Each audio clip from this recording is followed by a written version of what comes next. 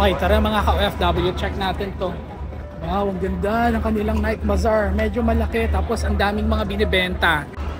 Siyempre, paunang bungad mga ka-OFW, itong kanilang durian na binibenta. 1 kilo for $12. Alam nyo ba, sa aking TikTok feed, laging dumadaan itong mga durian. Sign na ba to na kailangan na natin kumain ng durian?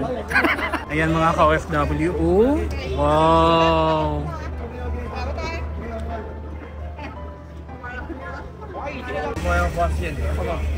Ang ganda ng durian mga ka-OFW. Naaamoy niya ba?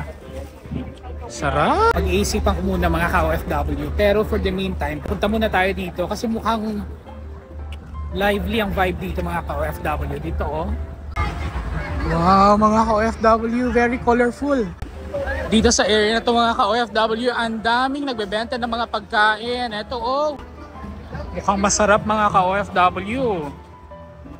Actually mga ka-OFW, sobrang dami ng mga bilihan ng mga pagkain dito. Magsasawa kayo, ang daming choices. Meron din mga ka-OFW dito, mga nagbebenta ng mga merchandise, gadget, mga cellphone cover, ayan. Ang cute din mga ka-OFW kasi merong parang mini perya dito. Yan o. Dito ako na-intriga mga ka-OFW kasi ayan o, yung mga iba't ibang mga pera. Binibenta ata to eh. Tingnan nyo. Nakaka-amaze ano? Mayroon din palang parang ukay-ukay dito mga ka-OFW. Ayan o, yung presyo ng mga pantalon. Mayroong $10. Ito naman 6. Ito $3. Ayan o.